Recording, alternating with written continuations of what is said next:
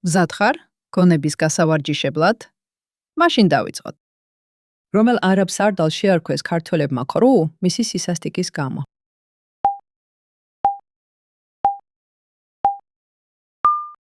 მურვან იბნ მუჰამედს.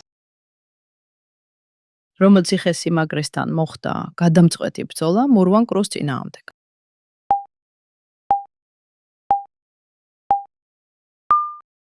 ანაკოფიუს ციხესთან. ვინ იყო აფხაზეთის პირველი მეფე, რომელმაც დამოუკიდებლობა გამოაცხადა?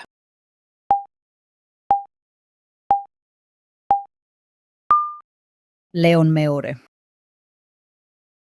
სად გადაიტანა ლეონ მეორემ აფხაზთა სამეფოს დედაქალაქი?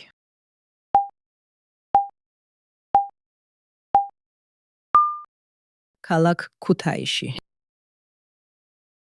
ვინ არის არაბი წმინდანი, რომელიც თბილისში 786 წელს აწამეს?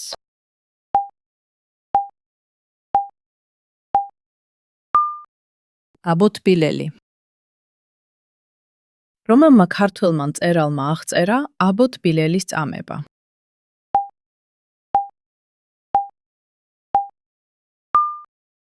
იოანე საბანისძემ. რა ეწოდებოდა არაბთა მიერ თბილისში დაარსებულ ადმინისტრაციულ ერთეულს?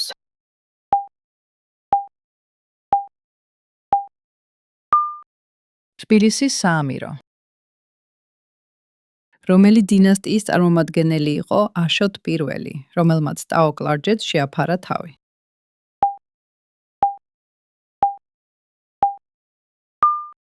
ბაგრატიონთა დინასტიის. რომელი ციხესიმაგრე აღადგინა აშოტ პირველმა თავის რეზიდენციად?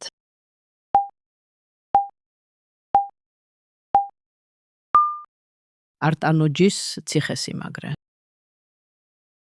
რომელი ჩრდილოელი მეზობლები უტევდნენ ხშირად არაბებს კავკასიაში?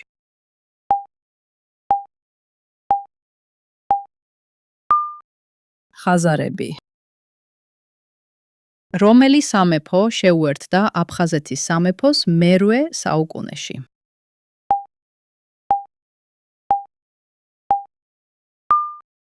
აფხაზეთის სამეფო, ეგრისი.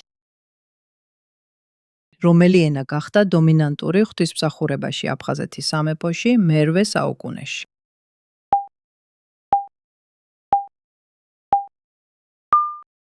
ქართული ენა. რა ეწოდებოდა არაბი ხალიფის ნაცვალს თბილისში?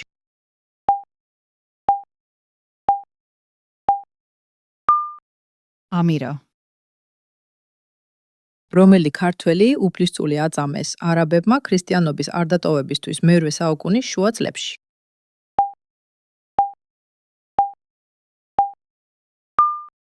ქართლის ერისმთავარი აჩილი.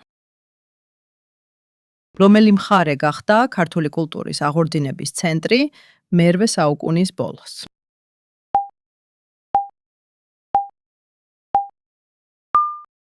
ტაო-კლარჯეთის მხარე. თუ მოგეწონა, გამოიწერე გვერდი და დამი კომენტარე. რა თემაზე ისურვებდი შემდეგ კვიზს?